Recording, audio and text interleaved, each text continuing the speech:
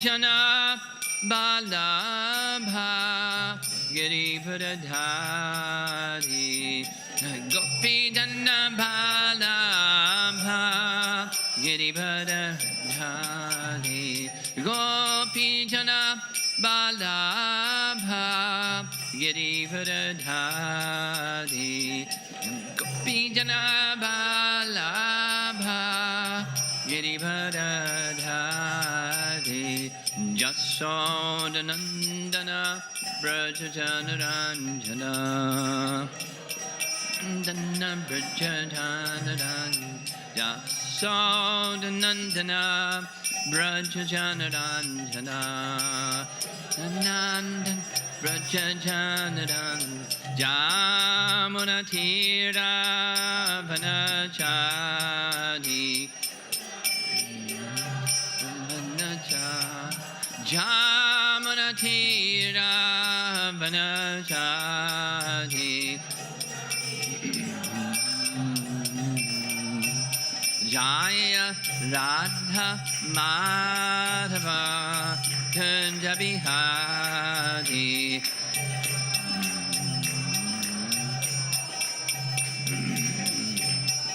Jaya Radha Madhava Kunjabihari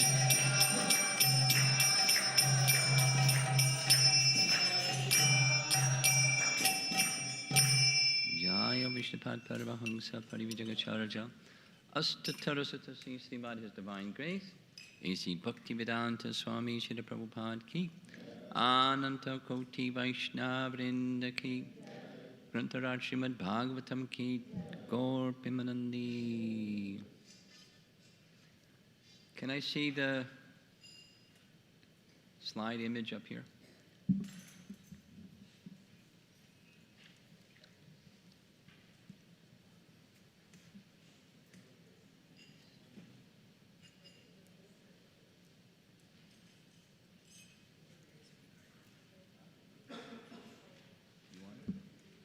Okay. Fortunately, I brought it. So we're going to start with slide number.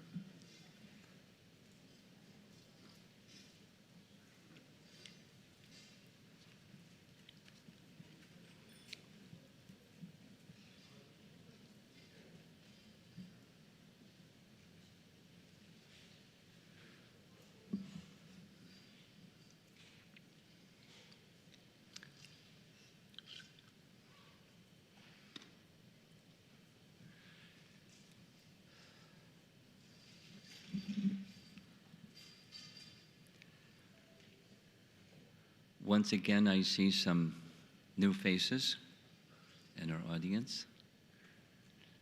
First of all, welcome, and second of all, for your benefit, a little review, not like a total review, but a little review.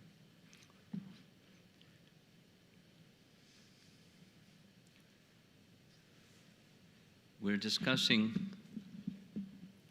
Tattva Sandarba by Jiva Goswami. Tattva Sandarba is the first of 6 Sandarbas, which one way of describing is a commentary on Srimad Bhagwatam, one of 3 commentaries on Srimad Bhagwatam that Jiva Goswami prolifically wrote. This one is specifically by topic, not verse by verse, although he did the verse by verse one also. And in this first of the 6, it's establishing principles that the rest of the 5 will expand upon.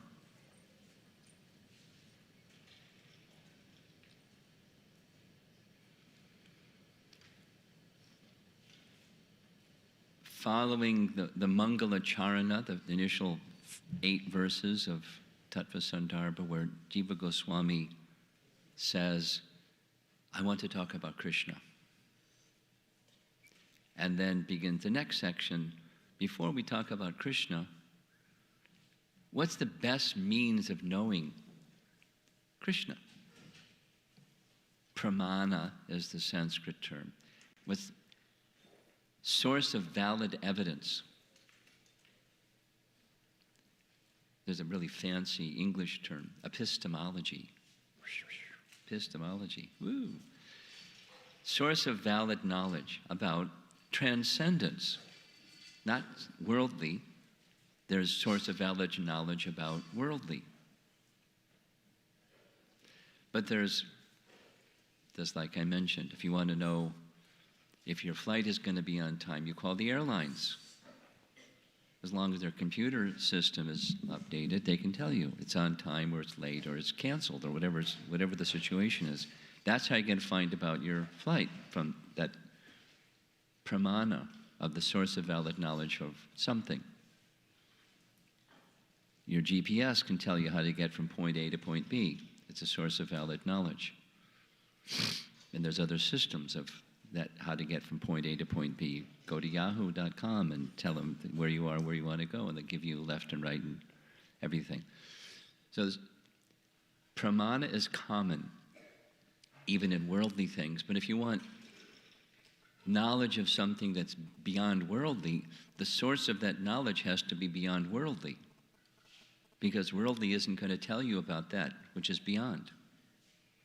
So the senses and reasoning capacity are insufficient. So what are you going to do if you want to know about transcendence?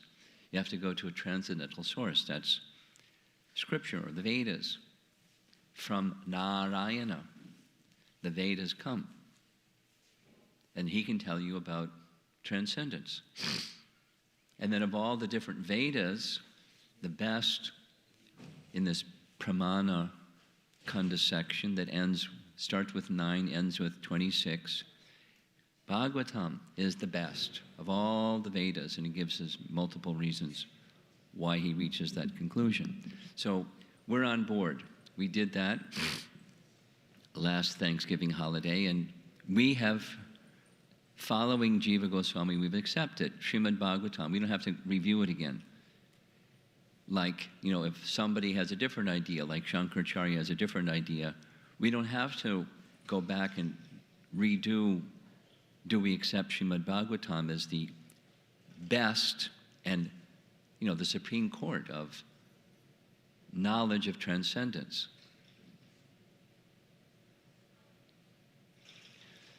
So then we started the next section of Tattva Sandarba, which is, all right, Srimad Bhagwatam is the best means of knowing about Krishna. It's the ultimate pramana. So what does that Bhagwatam say about the topic or the subject? Krishna.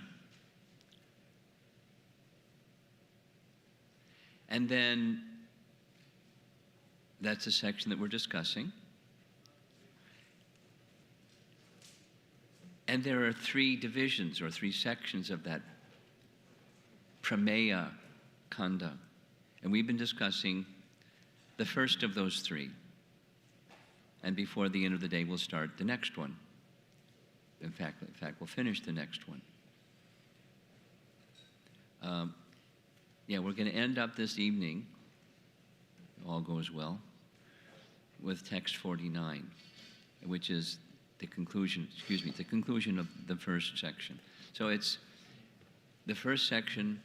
Jiva Goswami says, if you want to know what is the Bhagwatam about, what is its message about Krishna, one way to know for sure is examine the heart of the speaker.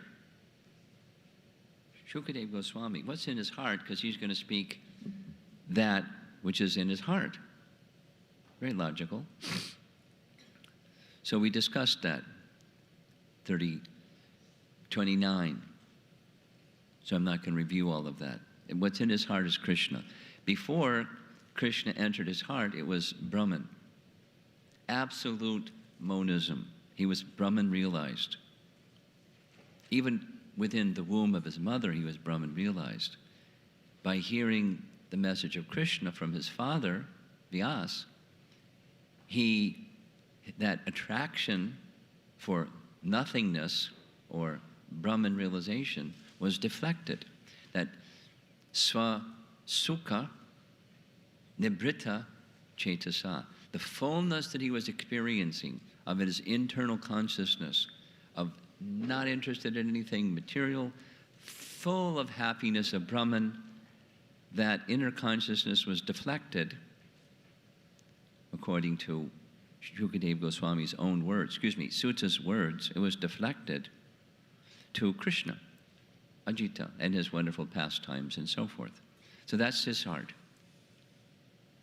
Beyond attraction for anything material, fully attracted to Krishna. That was his heart, so that's the subject matter. And then, starting with 30, was, what about Vyasadev's heart? What's in his heart? Because he's the author. And so we heard a wonderful description of what's in Vyasadev's heart. He also, literary incarnation of the Supreme Lord, beyond attraction for anything material, fully fixed his consciousness in devotion to the Supreme Personality of Godhead, in samadhi, and then he had something appeared in his heart.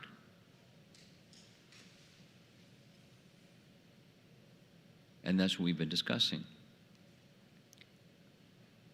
The texts are Canto 1, Chapter 7, 4 and 5. We didn't even get beyond those first two, and there's 6. We're going to start going beyond those first 2. I repeatedly said, at the very beginning, in the middle, and the end, these 2 verses and this section, text 30 through 33, is really important, besides understanding what the subject matter of the Bhagwatam is. It will be used, and that was what we discussed yesterday evening, starting with text 34, 35, 36. The little compare and contrast. Over here is Vyasa's realization. Over here is what Shankaracharya says is the highest realization. And they don't match. Not at all. They don't match. And so we covered just a little summary of what we did yesterday evening, 34 through 36. We heard Jiva Goswami say, or write, that Chaitanya Mahaprabhu's Acintya-bhedabheda tattva philosophy is being presented in the realization of Vyasa, which means Lord Chaitanya's philosophy is the same as the Bhagwatam philosophy. You remember from the very beginning? There's a strategy Jiva Goswami wants to follow, and that is Srimad Bhagwatam is the best pramana, best source of knowledge for anything. Second, Srimad Bhagwatam is the same as Lord Chaitanya's philosophy or teachings. Then the conclusion is A equals B, B equals C, A equals C, which is Lord Chaitanya's philosophy is the highest. So note that Jiva Goswami is working on number 2, which is the philosophy of Srimad Bhagwatam is the same as Lord Chaitanya's teachings. For your information, during Chaitanya Mahaprabhu's lifetime, this term Acintya-bhedabheda tattva wasn't known. Where did it come from? Jiva Goswami. Because he's analyzing the teachings of Lord Chaitanya, which is the same as the Bhagavatam's teaching. So what's that Acintya-bhedabheda tattva? Bheda and abheda, different and non-different, from Vyasa's realization, which is the basis of the whole Srimad Bhagwatam. It's cool. Brilliant, more than cool. And so how they're the same, both are conscious. The living entity and God. They're conscious entities. We want to hear some more, and then some more, until you point, you go, all right, all right, all right. They're both conscious, but they're different. They're same, but they're different. And how is it they're different? He traces from Vyasa's realization, there's the effect of Maya on the living entity. Moha means bewildered. It's some moha, really bewildered. Yaya, some mohita jiva. Maya bewilders. Yaya, some mohita jiva. And then the living entity is as transcendental as Krishna is. Paropi. Api means although, and para means transcendental. Yes? Just like in Bhagavad Gita chapter 7, there's material nature, and then there's the soul. And the soul is called para prakriti. Para means transcendental. To the living entity, that's us, we're prakriti, we're energy of Purusha, Krishna, but we're para prakriti, we're like him.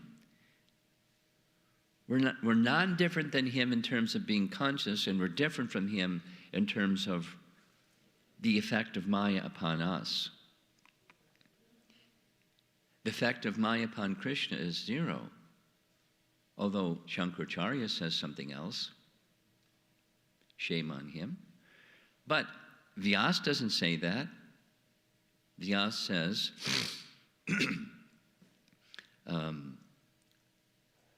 Mayam cha tad apashrayam.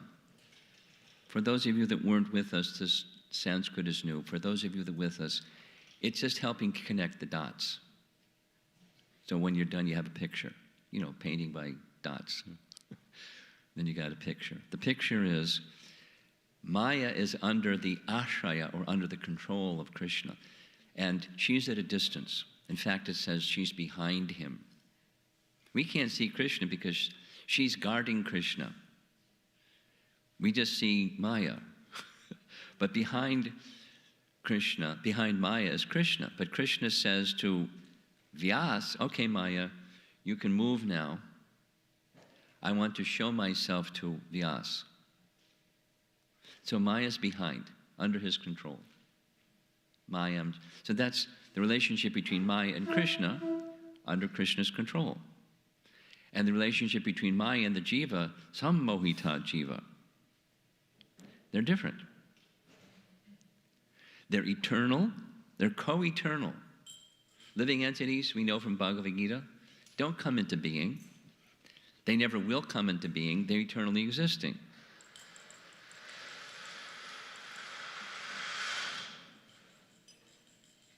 And we're going to hear it again from 11th Canto Bhagwatam, Coming Attractions. We'll hear that on Sunday morning. Yeah, Sunday morning.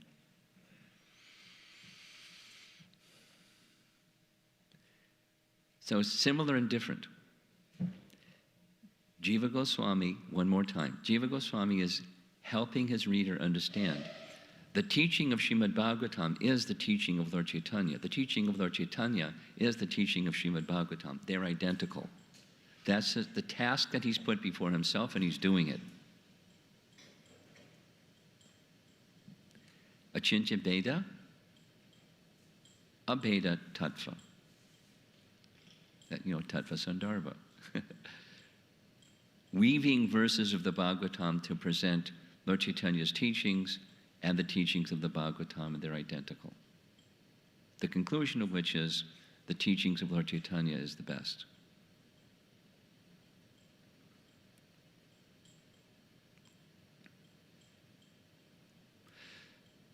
Yesterday evening, we began applying the realization of Vyasa to Shankara's teachings and see how do they compare.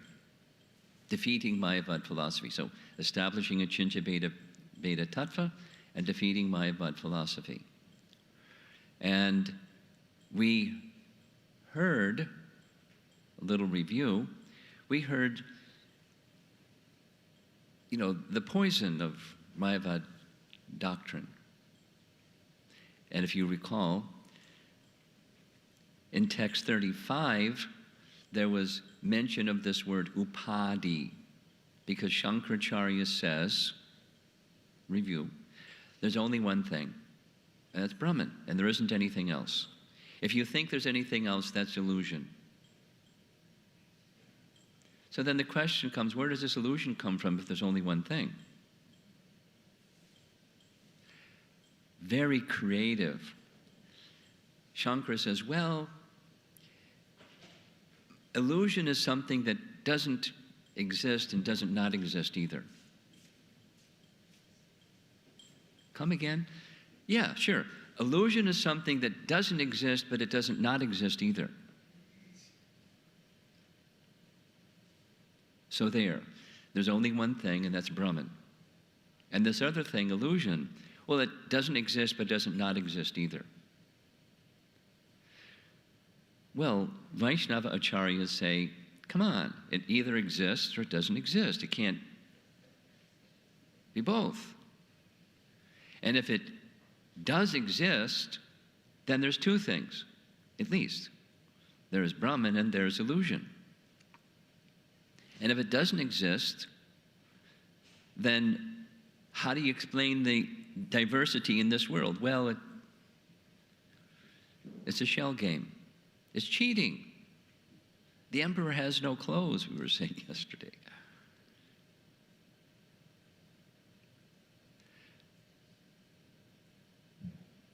Then Jiva Goswami asked this nice question. Let's just for a moment accept, it's the hypothetical, just supposing you're right.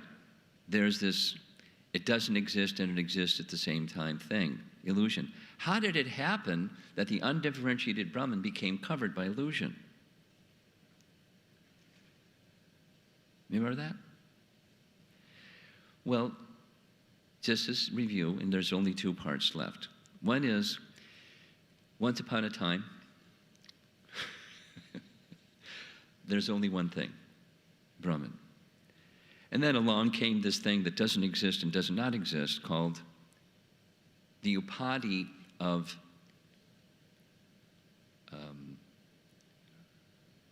what's the word?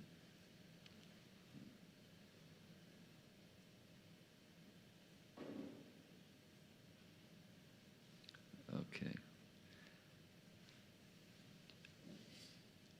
Ajnana.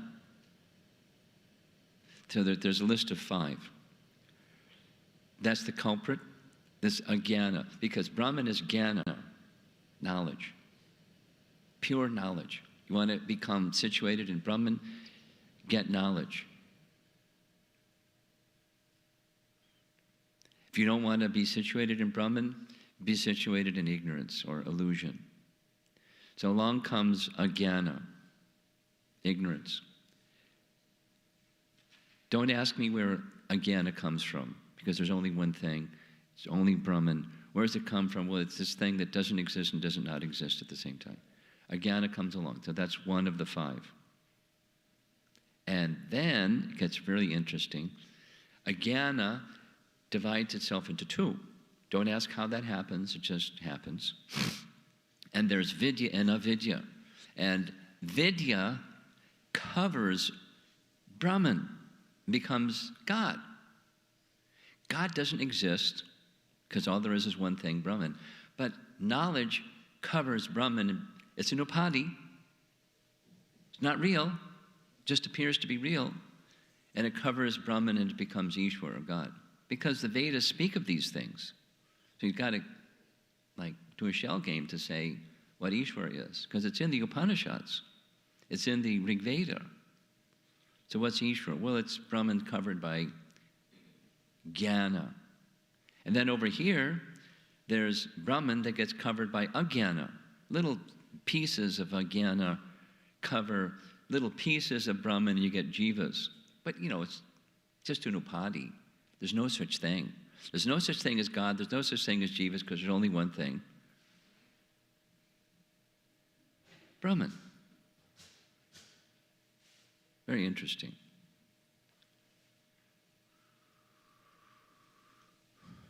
So now we have the real one thing, that's jnana.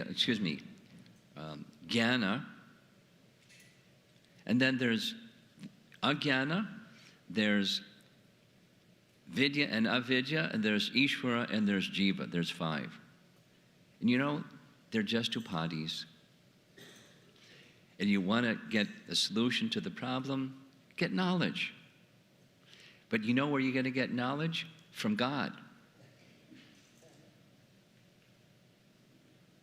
who doesn't exist. But you go to him, and he gives you knowledge, and then you can overcome ignorance, and you're Brahman. Ta-da!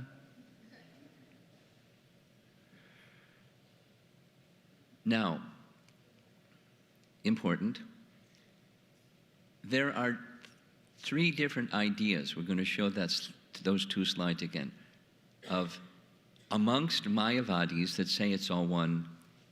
It's not all one. I mean, there's divisions of Mayavadis. Because when you ask the question, how did it happen?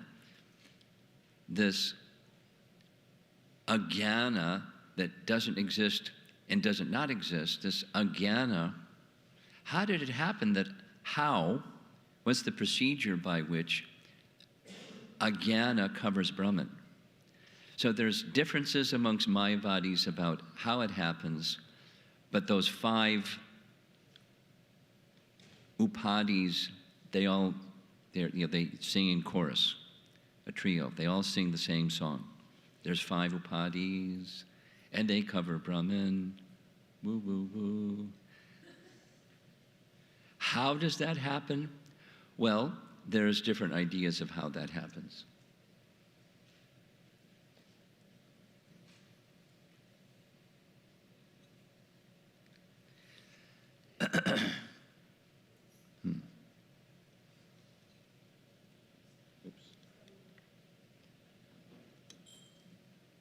Okay. We just did this. We just did a little review of 34 to 36.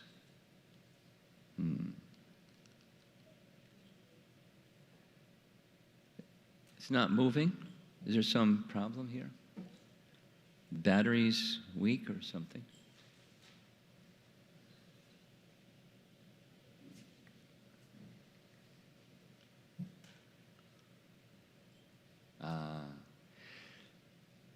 Who is this an image of?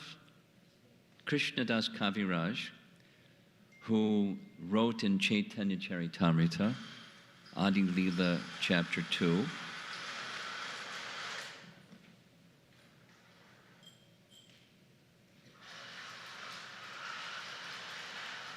that when these difficult conversations and controversies about this and that, don't avoid them. Why? It's not moving. Help. Help. Do we need a new battery, or what's the program? Okay. Well, what he says is, I'll read it. A sincere student, that's all of you, because otherwise it's Black Friday, you'd be out doing something else besides hearing Tattva Sandarba. Your sincere students should not neglect the discussion of such conclusions, considering them controversial, for such discussions strengthen the mind.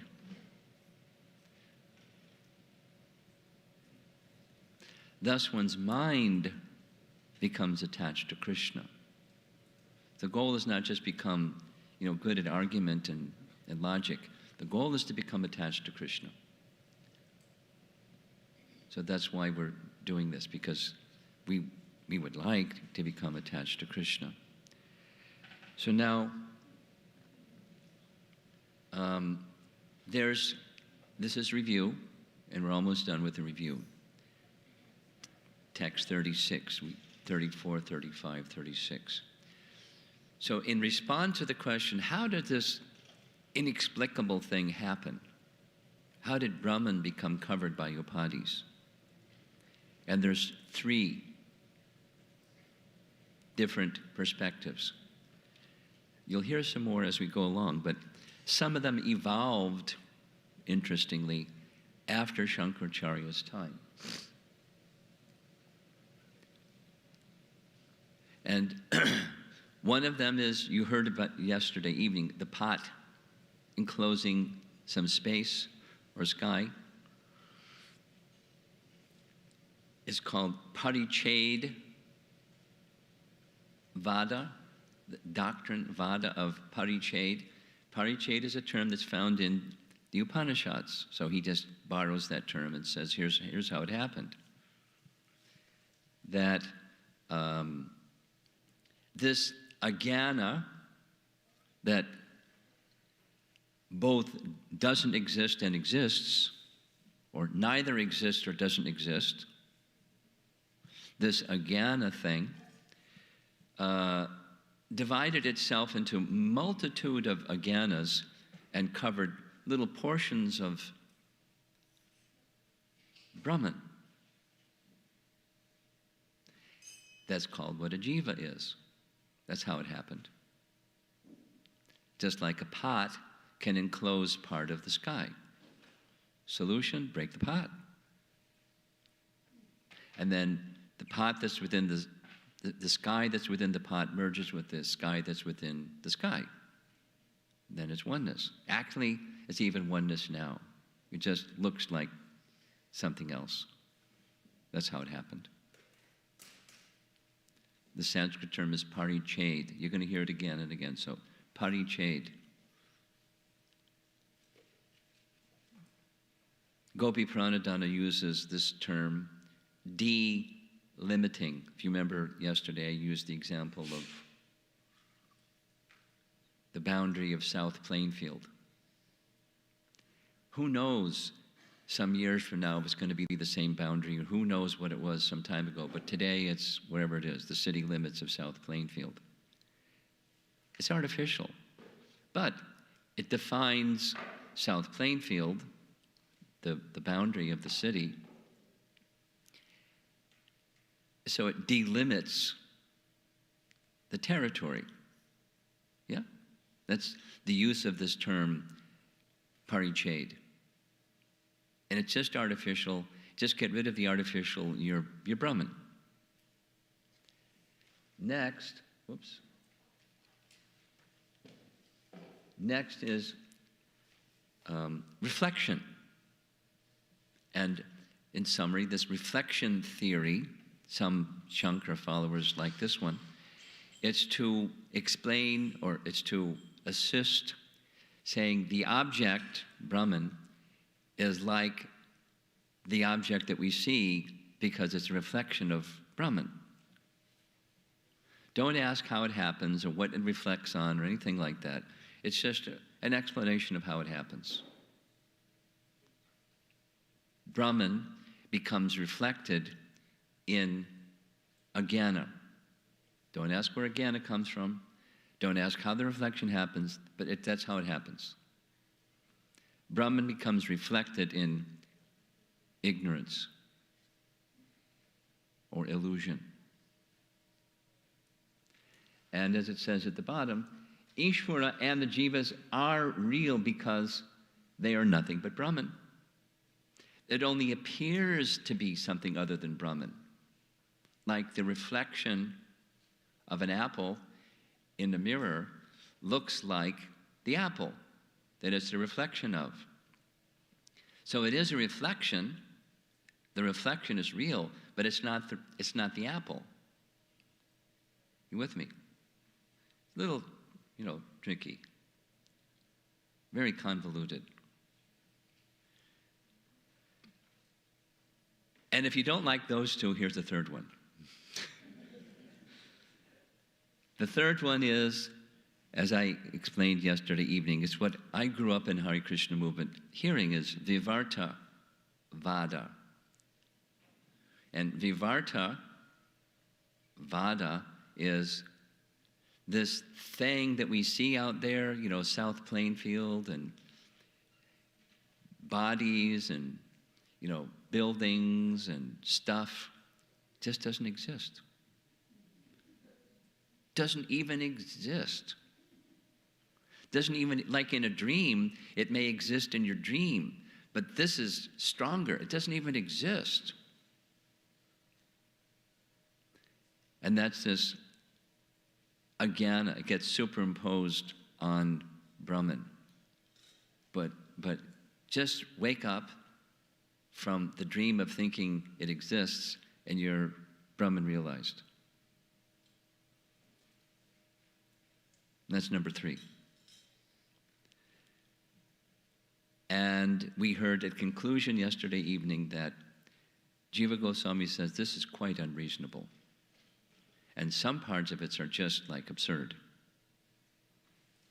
And the part that he says that's absurd is this indivisible Brahman becomes covered with both jnana and ajnana. Come on. He who is in control, according to the Upanishads, the creator, the controller, under his direction, Maya is working, the Maya covers him. And Maya covers him by both jnana and ajnana. I mean, it's absurd. And, most importantly, besides it's totally illogical, it doesn't match Vyasa's realization. Most importantly. It doesn't match. Now, the exercise, one of the exercises of Jiva Goswami is the teaching and the realization of Shukadev matches. So we accept Shukadev, and sorry, but we don't accept Shankaracharya because it doesn't match. Besides, it's quite unreasonable and absurd. So there. The refutation of Mayavad philosophy is now going to continue.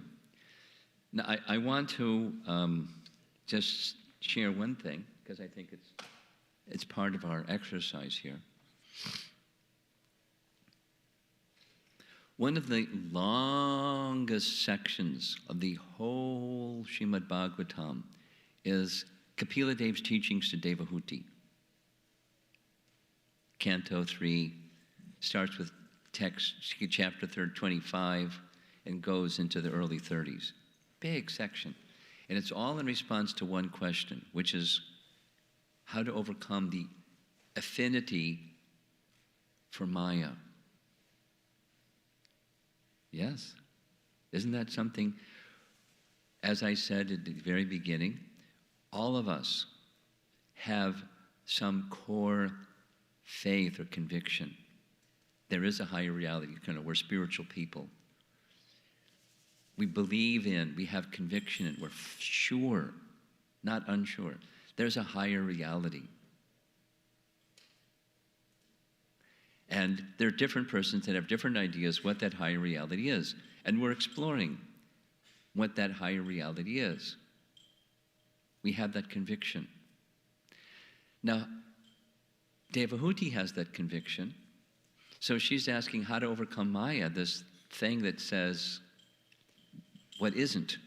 And we accept what isn't as our life and become miserable. Besides, wanting free from the misery. How do we get to reality instead of illusion? Same topic. And the answer that that Kapila Dev gives is association of devotees. And in the association of devotees, engage in the process of devotional service. That's the Bhagavatam's message. And it's deeply expanded. So now, back to one of the questions I asked at the beginning. Why are we doing this? And the answer is sadhu sangha. Jiva Goswami is giving his association. We can associate with Jiva Goswami, just like you can associate with Prabhupada by reading the Bhaktivedanta purports. You can associate with Srila Prabhupada by reading the Bhaktivedanta purports. It's not physical association, it's Vani association. Sadhu Sangha. Jiva Goswami is doing the same thing. It's why we're doing what we're doing, to get out of Maya, to overcome this affinity for matter and become attracted to Krishna. Well, how do you know what Krishna is? Read Tattva Sandarba. Read Srimad Bhagwatam so you're really clear what Srimad Bhagwatam is saying. And then your mind can be just completely focused when you're hearing Srimad Bhagwatam. You're hearing pastimes. The fullness of the effect is when your mind is very fixed. Part of the problem, just like chanting japa, our mind wanders, flickering, unsteady, distracted. Yes? So how to get to undistracted? Well, it's sound vibration. You have to strive to hear. And one of the things that will help is hearing Srimad Bhagwatam guided by the sadhu sangha of Jiva Goswami, and then you get, oh, that's what's going on. What's the goal? Become attached to Krishna. Not just make your mind stronger, but become attached to Krishna. Making the mind stronger will help you become attached to Krishna. Because if your mind is weak, you're chanting distracted japa and you're reading Srimad Bhagwatam and not getting the full benefit. That's why we're doing this. Jiva Goswami is very kind. There's a wonderful verse amongst many, 18,000 wonderful verses in Srimad Bhagwatam that I like very much. It's Canto 10, Chapter 2, the prayers of the demigods to Lord Krishna within the womb. And one of those verses says, great souls, before leaving this world, they leave behind them a boat to cross the ocean of material existence. Prabhupada did that, the Bhaktivedanta purports. Jiva Goswami did that in the Sandarbhas. And they're revered in the Vaishnava world. They're loved in the Vaishnava world because of that gift, the boat to cross the ocean of material existence. Get on the boat. That's what we're doing. Taking Jiva Goswami's association, and he's, besides being brilliant, he's very, very kind. That's my experience, besides being brilliant. You have to work a little bit. You can't be lazy. If you're lazy, don't bother, because you'll just like fall asleep. Oh boy, it's too troublesome.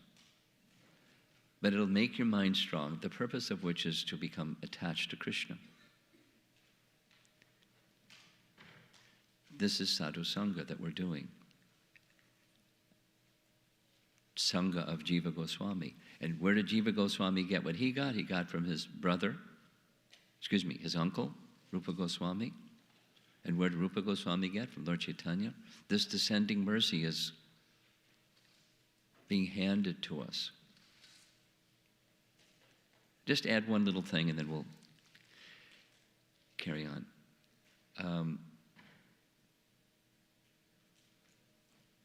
I received an email from Devamrita Swami. Some of you may know him. Some of you may not know him. He's a graduate from Yale University. Brilliant. Devotee. Very, very deep, philosophical, but also lots of fun. Wonderful Vaishnav. He wrote to me saying, can I have the link for listening to the classes, because I really value that devotees are taking the time and trouble to go through these very elevated literatures. And then he shared, it's the one reason that I agreed to become a BBT trustee in Australia and New Zealand, because that's one of his main preaching places, so that we can get proper presentation of these wonderful literatures, because minus the proper presentation, there's all kinds of other things that who knows what it is. Sloppy.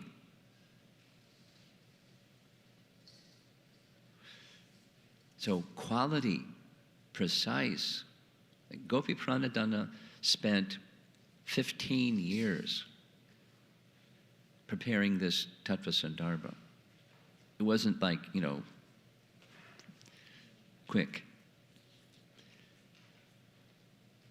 That's the standard that the BBT would like for such presentations of these wonderful literatures of the Goswamis. And in your handout sheet, you'll find some statements by Srila Prabhupada, how important it is to do what we're doing right now. Because it'll help you have your mind very clear, so when you're hearing Srimad Bhagwatam, the message comes in and your heart becomes filled, like with Vyasa, of attraction for Purusha Purna, or Shukadeva Goswami, Ajita. That's what your heart will be filled with. But we need very, very careful renderings of these writings of our sadhus that are giving these gifts that help us cross the ocean of material existence. One last thing, you don't have to be like an intellectual. You just have to have a good receiver. Just like open your heart, let the sound vibration go in, and let your heart fill up with Krishna through sound. Our process is not an intellectual process, our process is a devotional process. We want the proper sound vibration, and we want to have our hearts open. You need a proper transmitter and a proper receiver. And then realization will come. That was there with Shukadeva, that was there with Vyasa, and that can be there for us through the sadhu sangha of Jiva Goswami and Rupa Goswami, Gopal Bhatta Goswami, Chaitanya Mahaprabhu, whose teachings are non different than the Srimad Bhagwatam. The symmetry is beautiful. It's work, Brahminical work. It's not, fruitive work. It's Brahminical work.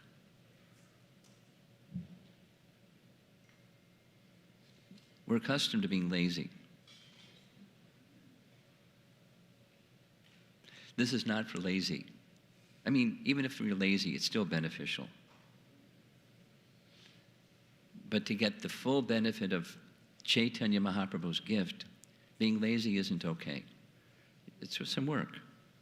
And the work is have your receiver on, that's all.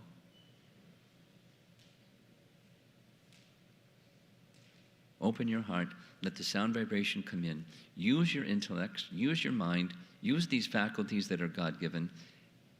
Make your best use of the bad bargain, as Prabhupada would say, and let the sound vibration do its work. Whatever your position, according to guna and karma, whatever the upadhis that's covering your soul, the subtle body and the gross body, whatever it is, don't worry. The process is perfect. With faith in the process, it's going to work, however gradually or fast or in between.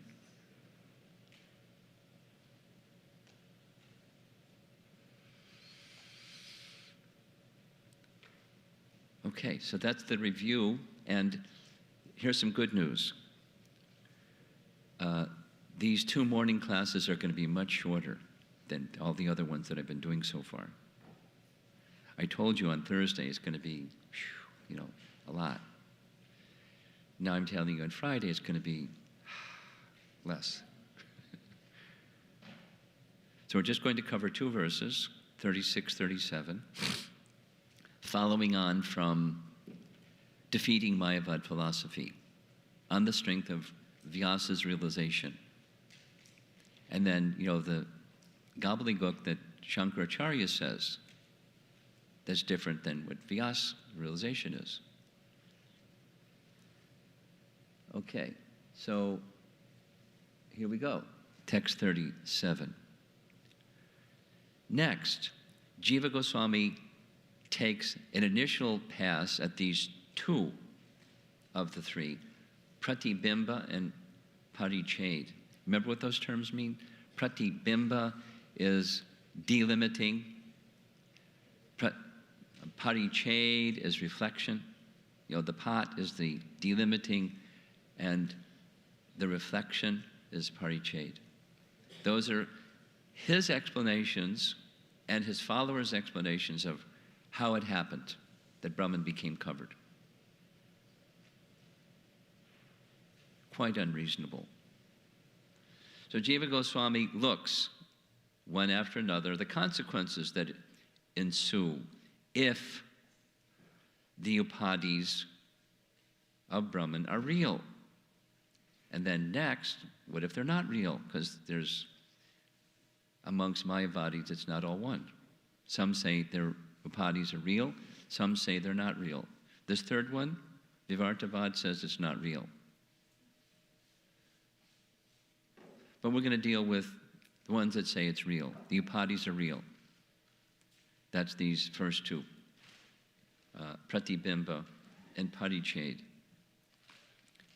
Jiva Goswami writes, text 37, considering the matter more deeply, suppose these upadhis were not products of illusion and were substantially real. If that's the case, it's not possible they can subject Brahman to division. Why? Because Brahman doesn't undergo change. You can't have before and after. Brahman doesn't undergo change.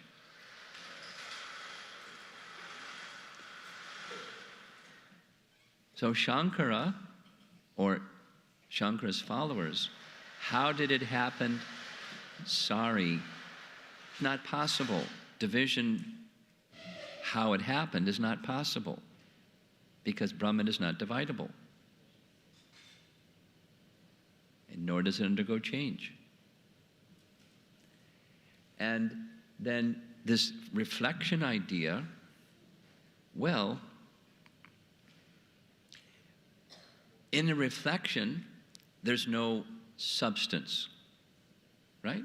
Like there's an apple, in the mirror, there's a reflection of the apple. There's no substance in the reflection. You can't get nourishment from the reflection of the apple.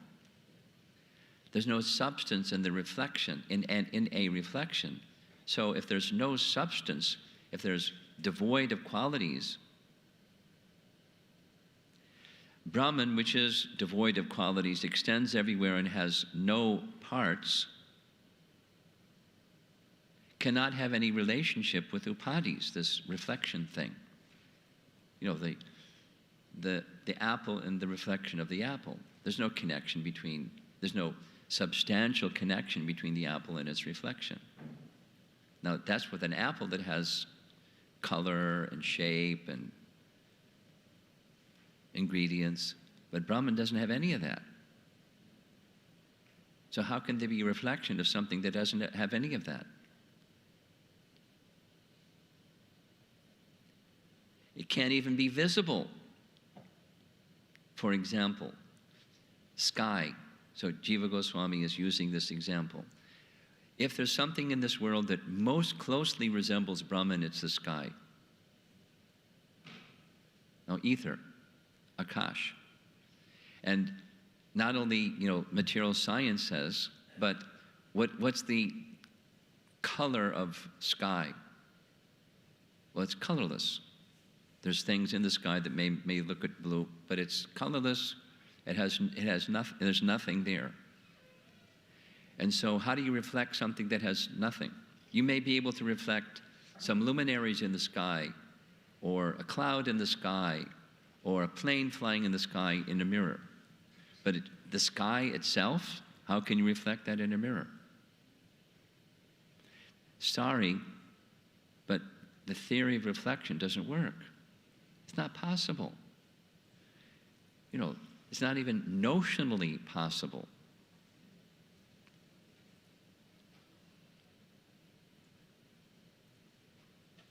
Continued. For those Mayavadis that advocate Parichhed, that's this delimiting theory.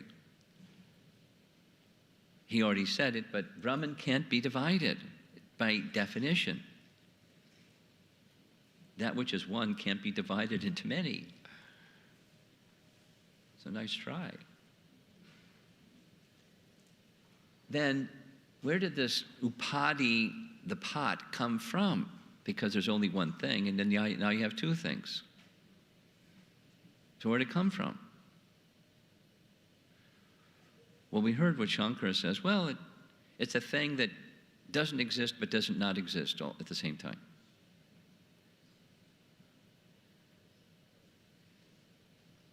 Word jugglery.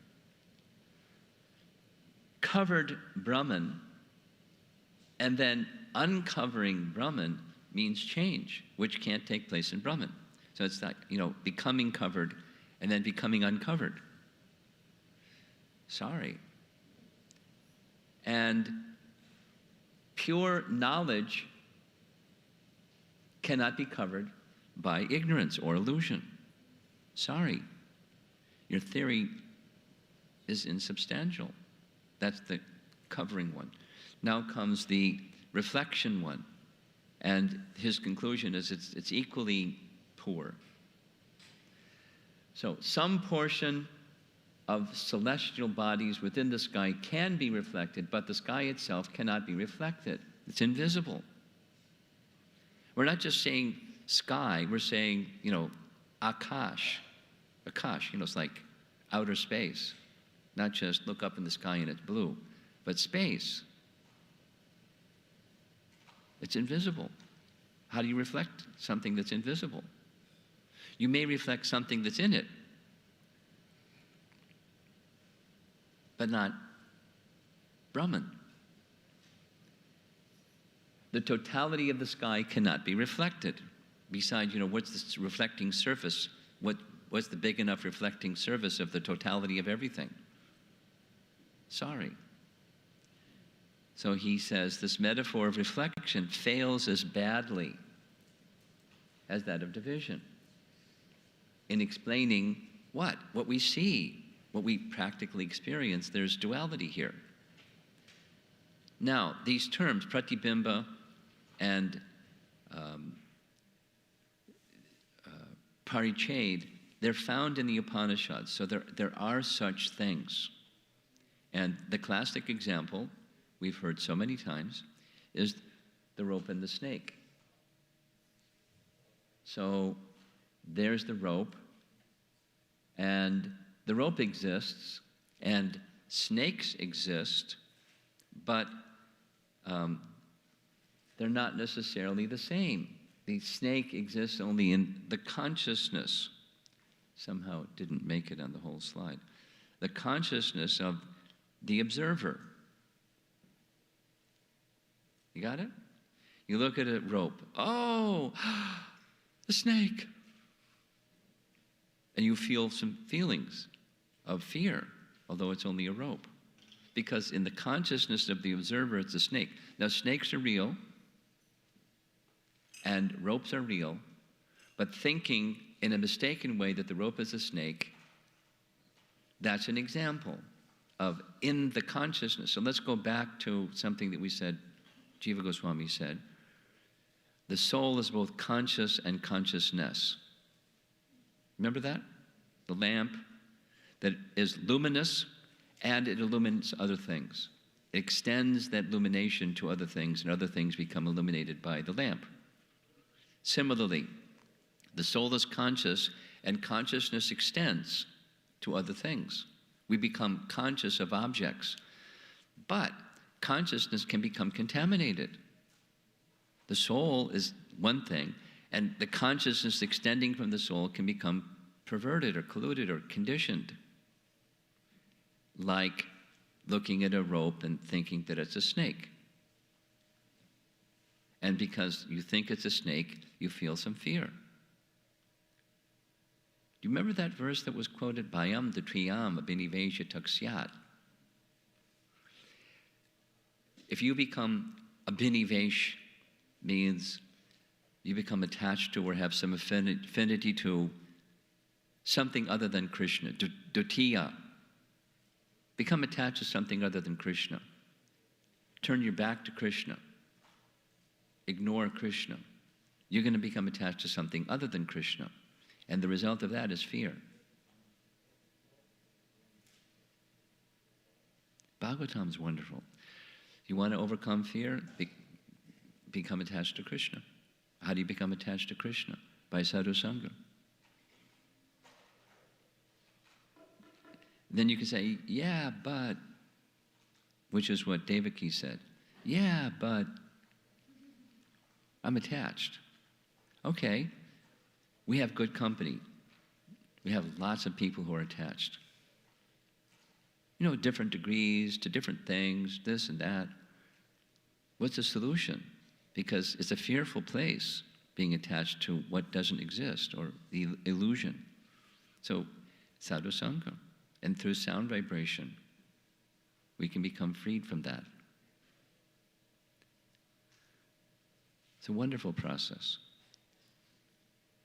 So just like the rope and the snake, they do both exist, but thinking that the rope is a snake creates fear. So similarly, if we accept the upadhi of the soul, what's the upadhi of the soul? The gross and subtle body. I am this body, or I'm the subtle body. I'm the thoughts and feelings and emotions and attractions and repulsions and all that stuff that goes on in the subtle body. If I think that's me, it's like accepting the rope to be a snake. So there are such things. But the way that the Mayavadis are applying it, it's cheating. It's a misapplication of the notion that's there within the Upanishads or within the scripture. They've twisted Vyasa's writings in a shameful way. Shame on them. And Jiva Goswami is pointing it out. So, a little repeat. Oh, there's the snake moving. Okay. Okay. Again, repeat. If division or any other process is indeed a fact, it cannot be undone simply by theoretical knowledge of substantial non-difference. You know, just like sing the song of Brahman Ki Jai, and it doesn't take away the effect if they're real. Singing a song doesn't take away something that's real. Very interesting next message. Well, some Mayavadis say God or Ishvara, he has this vidya potency, and if you just like hang out with Ishvara and get the vidya potency, then the avidya can be removed. Some say that. Jiva Goswami says, well, they're agreeing with us then. Because God has the capacity to give transcendental knowledge, or his representatives have the capacity to give transcendental knowledge, associate with them, and you become free from the mistaken idea that I'm this body and I'm anything other than the eternal servant of Krishna. So they've just acknowledged two things. There's a difference between God and the living entity, and the mercy of God can deliver the living entity. That was unintentional on the part of some Mayavadis. Now, these 2 points above are then explained further. So here's a nice little image of a poor man, a beggar. And he's in prison. Not only he's a beggar, he's in prison. And is it possible for him to get out of prison and become rich just by imagining, I'm a king? By theoretical knowledge, he gets out of prison and he's rich. I'm a king. Quite illogical. Now, we're still on 38. This is second of two. We did 37, 38, and then we're done. So here's Shankaracharya, or a painting of Shankaracharya, and he used this term that Vaishnavas also use, Mahavakya. What does Mahavakya mean? Vakya means something you say or utterance And Maha means great. So Shankaracharya said, my vast study of the Vedas leads me to the conclusion that there are certain utterances within the Vedas that are principal utterances that rule all other messages of the Vedas. And one of them you're going to see 16 times. That's this one, Tattvamasi. In Chandogya Upanishad, I haven't read it, but those that have say it's repeated 7 times, not 3 times. Kalo nasteva, nasteva, nasteva, gatiranyata, for emphasis, 7 times. Tattvamasi, tattvamasi, tattvamasi, and 4 more. Like, it's really important. So Shankara says, that's really important. It's a Mahavakya. Tattvamasi. From Chandogya Upanishad. And then from Brihat Aranyaka Upanishad is Aham Brahmasmi. We've all heard that one. Aham Brahmasmi. I am Brahman. Aham Brahmasmi. I am Brahman. Well, so there you have it. I am Brahman. It's all one. And Tat Tvam, you are that. You're Brahman. That's his reading. You are Brahman. Just keep saying it enough times and you'll realize you're Brahman. Jiva Goswami explains this is the oneness, but there's other places in the Vedas that say there's difference, including the Upanishads, which we've already given some references. It's the emphasis on the oneness that they're both conscious beings of the same spiritual nature, different than matter, or different than karma, or different than time. They're conscious, not just an energy. They're conscious beings, the living entity and God. Jiva Goswami uses this classic example of the gold in the gold mine, but he speaks of gold bangles. So here's some gold bangles.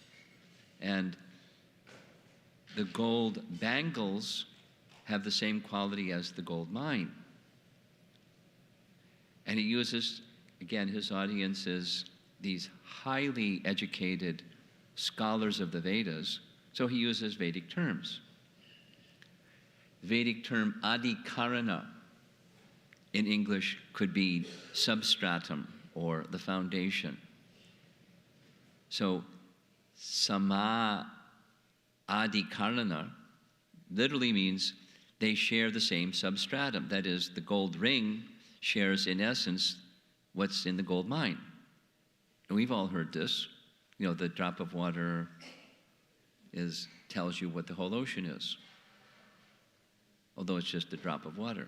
So the gold bangle tells you about the quality of the gold in that particular gold mine, however many carat gold it is.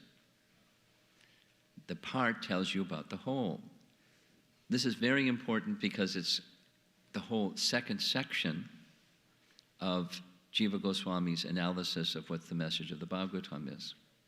It's the part tells you about the whole. So let's take a look at the living entity, and that'll tell us something about God. Just like take a look at the bangle, and it can tell you something about the gold mine.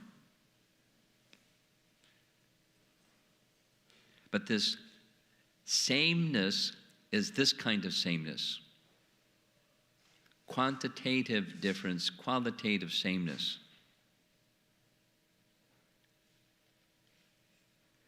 And Jiva Goswami gives this example. It's a classic example. It's in Plato's teachings too. Maybe he borrowed it from the Vedas. And that is, supposing someone, Jiva Goswami does this, supposing, to help us understand the substratum idea, or adhikarana, supposing someone lives in a cave and they've never seen the sun.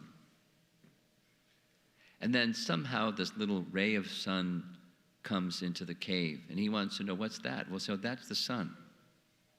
Well, it's obviously not the sun. The sun doesn't come into the cave, but the light of the sun came into the cave. So that ray of light tells you something about the luminous quality of the sun.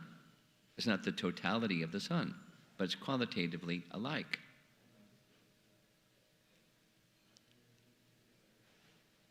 The part is unto the whole. That's this tat tvam asi. You are that. There's a likeness between the jiva and Brahman. There's dissimilarity too, but there's a likeness. Just like the ray and the sun planet. There's a likeness and there's some difference. You with me? This is Lord Chaitanya's Acintya-bhedabheda Tattva teaching. Again, he didn't use that terminology. Jiva Goswami coined the term because it perfectly explains what Lord Chaitanya taught, which is the same as what the Bhagwatam teaches, which is the same as Vyasa's realization. There's symmetry in all of this. So now, the last slide. Yay! And then some discussion. So, to cover the sham, this is Gopi's language, to cover the sham of merely imagining oneself liberated, some Mayavadis propose that even though the entity you, that's Brahman, or Tvam,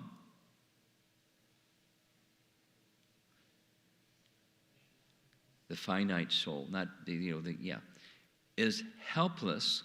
The entity tat, because that's a pronoun, sa and tat is used again and again in the Upanishads, referring to that, the supreme. That supreme has effective power to bestow liberation.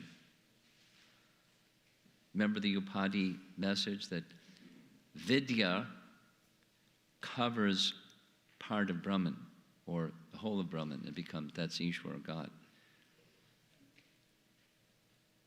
So, unintentionally, this affirms the same things Vaishnavas say, and that is, you and that are separate, and they have different identities, and different powers, and different qualities, and you and that are different.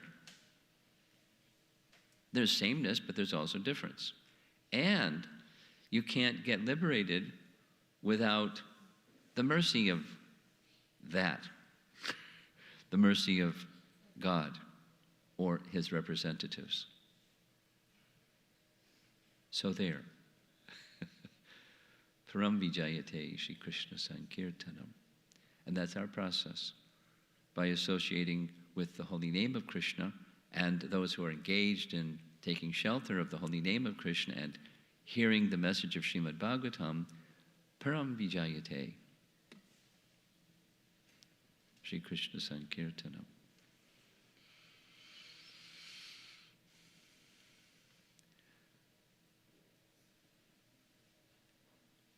Any discussion?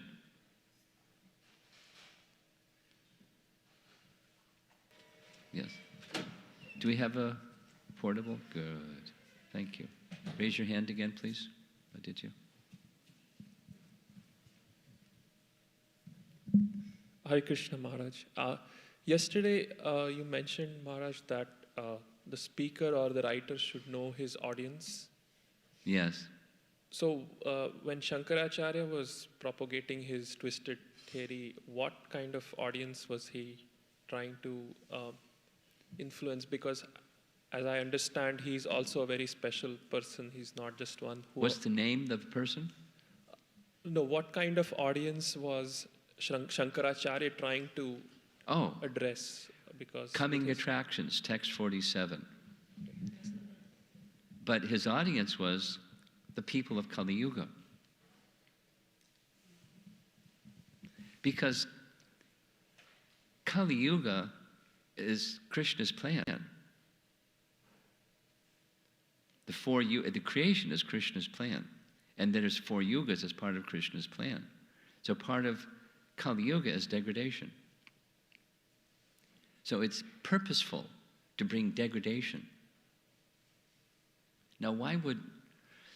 He was instructed, according to Padma Purana, he says to Parvati, I was instructed to do this by the Supreme Lord. And Shiva Purana says. So why would he be instructed to do this? To facilitate Kali Yuga. To bewilder people. But then on the other hand, it was a nice service.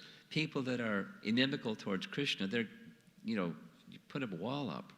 You stay over there.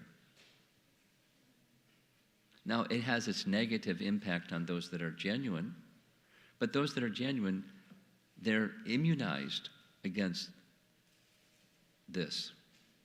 Although they can be influenced by Mayavad impression or impersonal ideas. Therefore, sadhu sangha becomes, again, important. But, so you're back to your question, why would he do something like this? Because he was instructed to do something like this. Then why would he be instructed to do something like to assist Kali Yuga? Specifically, it says to create unwanted population that accelerates Kali Yuga. It's something similar, not the same, but something similar to Maharaj Parikshit could have killed the personality of Kali. He knew who he was, but he didn't. Why didn't he? Because it's part of Krishna's plan. It's the age of Kali. I can't kill the personality of Kali because it's part of Krishna's plan. So he set him free. Gave him a place to stay in his kingdom. Similar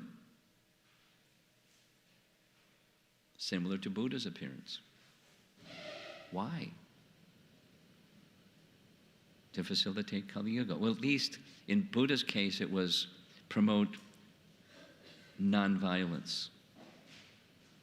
Stop the slaughter of animals in the name of the Vedas. And then Shankara restored the Vedas. So that, in the bigger picture, step way back, and it was part of a sequence to invite Vaishnava acharyas, Vishnu Swami, Madhvacharya, Nimbarkacharya, and Madhvacharya, to present Vaishnavism on the authority of the Vedas. It was a nice service. Chaitanya Mahaprabhu says the same thing in chapter 7 of Adi Lila.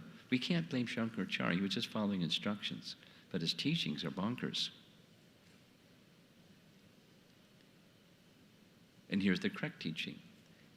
And those sannyasis had never heard the correct teaching. When they heard the correct teaching, it was, wow. We never heard something so clear, and the other is so complicated and convoluted, and this is very clear and direct, and yay, thank you. And then Lord Chaitanya said, so now please chant Hare Krishna. Chant Krishna, Krishna. And they did, and they felt ecstasy. It's part of accelerating Kali Yuga. It's a service. Thank you, Maharaj. Behind? Oh. Paramarupa, raise your hand.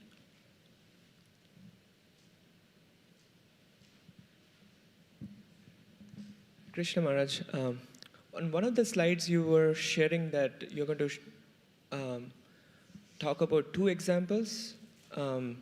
One was that beggar claiming to be the king, and then I missed the second example that was supposed to be shared.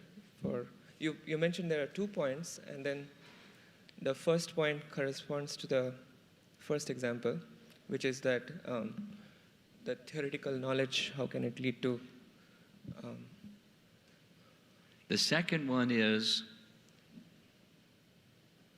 one might suggest that the power of the Supreme is the cause of dispelling illusion. But that is to say, they're agreeing with our position. So the last slide is how they're agreeing with our position. Okay. Okay? See. Not all Mayavadis are one. Some don't say that, but some say that. And to those that do say that, they're agreeing with our position. One requires descending mercy from the personality of Godhead and his devotees. And it indicates there's two. Their position is non-distinction. There actually is no jiva, there actually is no Ishvara, all there is Brahman. But by making this declaration, they're acknowledging our position. Unintentionally. Okay? Okay. And I have another question from yesterday's class in the morning, which I only heard later. So in the so Baladev Vidyabhushan talks about two kinds of upadhis. One in the context of 2.3.9. Speak slowly. Speak slowly. Do it again. Baladev Vidyabhushan speaks about two kinds of upadhis. two kinds of upadhis. One which is pertaining to 2.3.9, where the indication is that Paramatma feature of the Absolute Truth is essentially having only single it's not exhibiting, Paramatma is not exhibiting the fullness of Krishna in Goloka. Right. He's exhibiting the fullness only partially. Right. So I missed the context because when I see 2.3.9 and 2.3.10, they're referring to, at least in 2.3.9, the context is that like one who is devoid of material desires, they are approaching the Purusham Param, or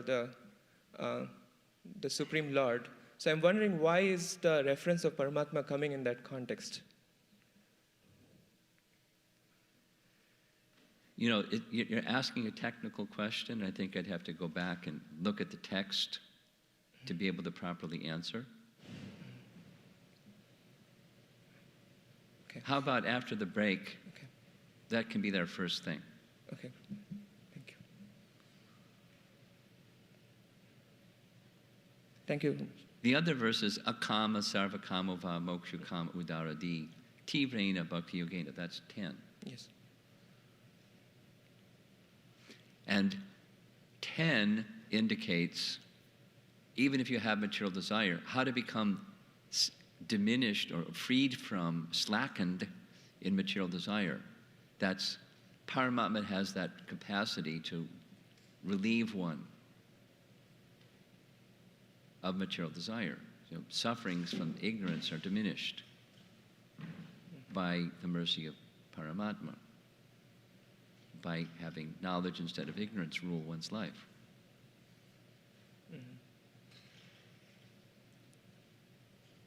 Yes? Yes. I was trying to understand why Okay, that distinction we'll was cover made. it after So, okay. the break. Yes, and then Madhupati? Guru Maharaj, what is the difference between swasukha nibrita chetasaha and a person who's in the jail imagining that he's out of the jail by himself? Because one is imagined and the other is realized. In the case of Shukadeva Goswami, he wasn't in jail. He wasn't imagining himself to be out of jail. He was realized in Brahman. He wasn't on the path of becoming realized. He was realized. He was out of jail. So the destiny for the person who is sitting in the jail, thinking that he's out of the jail. It's hallucination. Could you deliver the microphone to Madhupati? Stand up, please. Thank you. Hare Krishna Maharaj. I was just thinking that, okay, aham brahmasmi, as you mentioned the meaning, that's incorrect understanding of that I'm the Supreme Brahman, right? But there's also a correct understanding that I'm the spirit soul of same words. Well,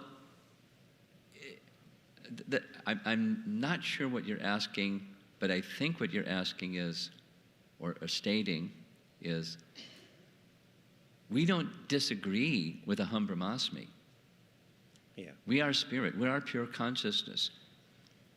But that's the oneness, and then there's also the difference aspect that's not explained in Mayavad philosophy that Vaishnavas do understand, and therefore beyond the Aham Brahmasmi is, I'm the eternal servant of Krishna. What do souls do in the liberated state?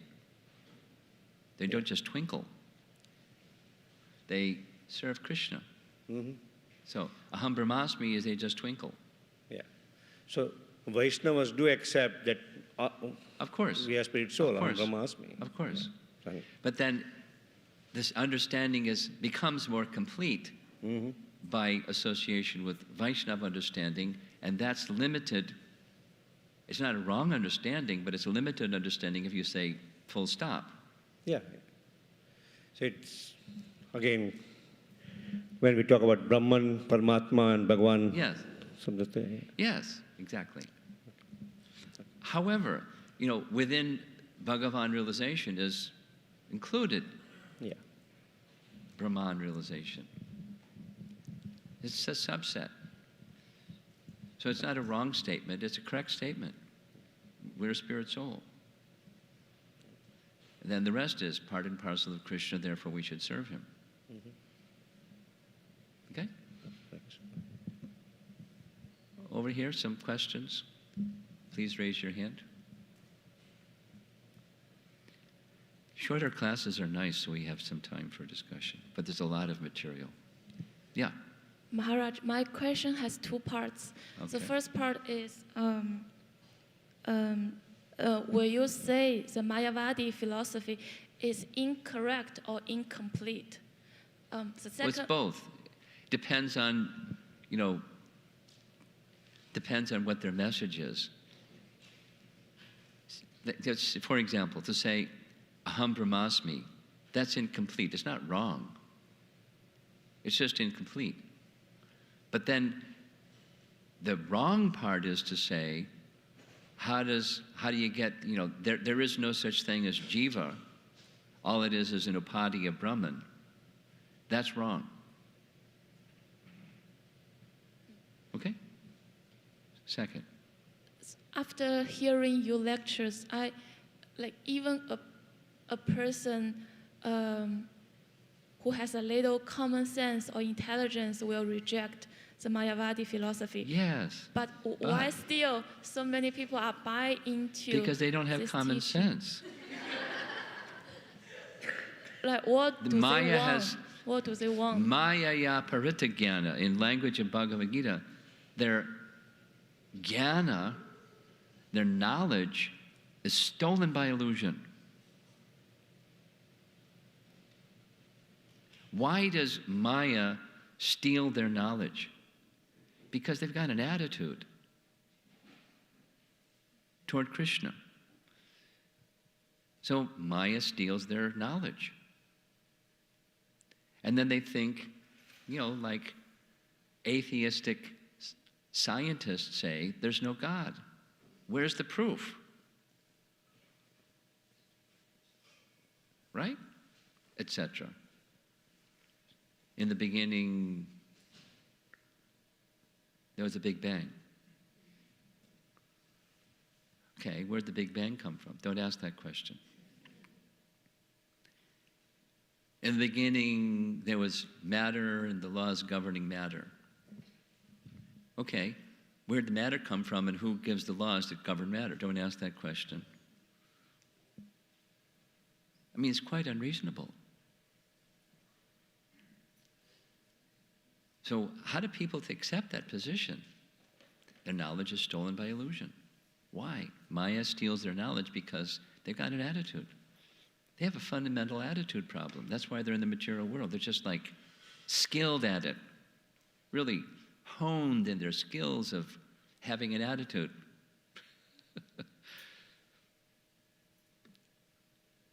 That's how it happens.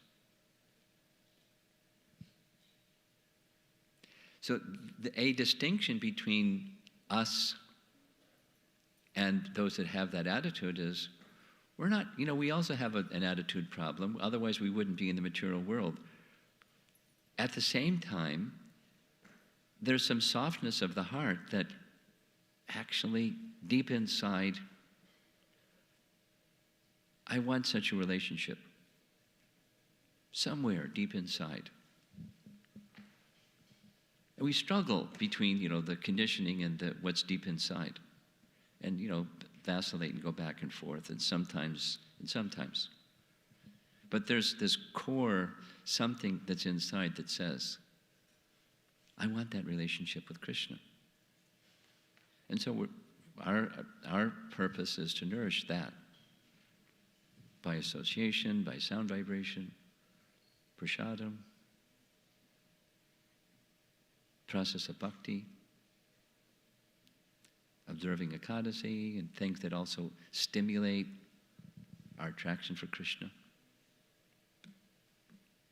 So that's what we do. We cultivate that at least, purposefully. Can I ask another question? Sure. This is a question I didn't get a chance to ask last night. So, so what are some external indication or behavior impersonalist avoidism? What are some external behaviors that are symptoms of one who's situated in impersonalism and voidism? Yeah, say exhibit. Nice question. I like your questions. So I feel even we receiving the bona fide teachings, but we have receiving those kind of concepts for a long time. So it's really, I feel I'm still have the impersonal conception. Well, it's not just you. Conception. But I don't disagree with your statement, but it's not just you. It's not just you. It's all of us by conditioning. And we have different varieties and different strengths of. So there's two main areas. Behind materialism is impersonalism. Affinity for matter has behind it aversion to Krishna. You with me? So that's an external behavior that's symptomatic of impersonalism.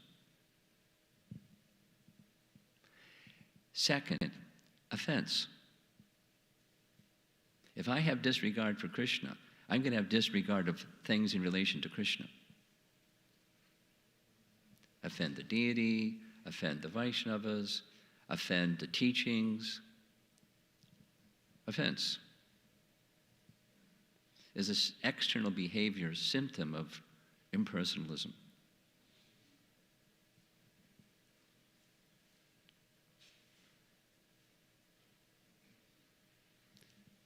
The antidote is seeing the Vaishnavas, for example, in relation to Krishna, they're carrying Krishna bhakti. Therefore, on that basis alone, respect should be there. They're carrying bhakti for Krishna. Respect goes to that.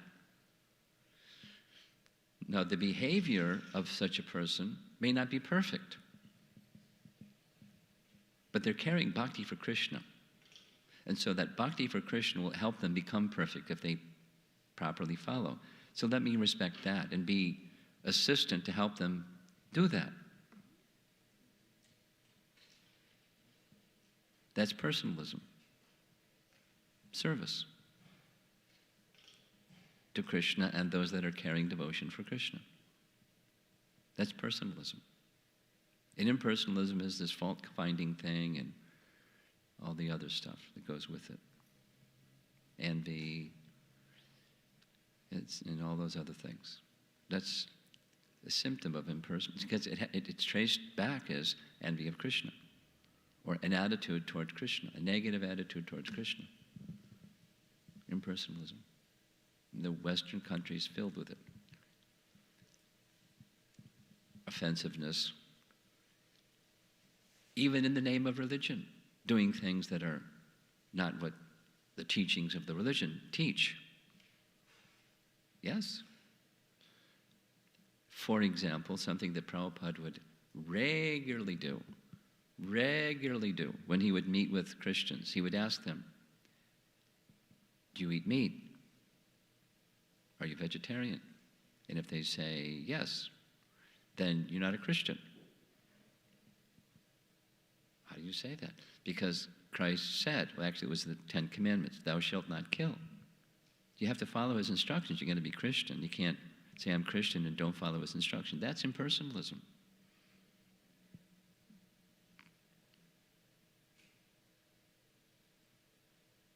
Like Prabhupada said to the dying upon CEO, you're a Buddhist? You say you're a Buddhist and you're not vegetarian? You're not a Buddhist. This is a man he's negotiating a contract with. Then he's extending special favors to. You're not a Buddhist. I mean, Prabhupada could do such things because he was so powerful. So we don't imitate.